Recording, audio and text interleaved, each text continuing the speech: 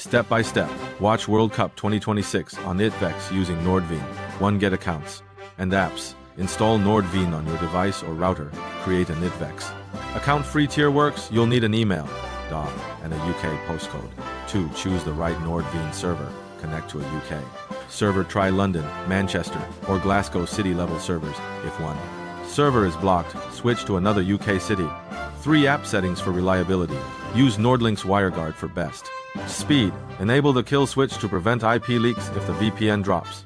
Disable ad blockers before streaming. 4. Sign in and play. With the VPN active and set to a UK server, open ITVX. Sign in and start the live match or catch-up stream if ITVX refuses to play. Switch UK servers and retry. 5. Troubleshooting quick fixes. Clear cookies or open a private or incognito window before signing in. Try a different UK city server if blocked. If buffering, use a geographically closer server. Use Ethernet 5 GB or lower player quality if persistent blocks occur.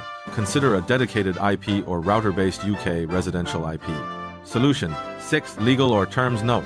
Using a VPN to access ITVX from outside the UK may breach ITVX's terms of service. It's generally not illegal but may risk account access. Proceed at your own discretion. Well, you can't stream live or on-demand shows on ITVX when you're outside of the UK, but don't worry, there is a way around this.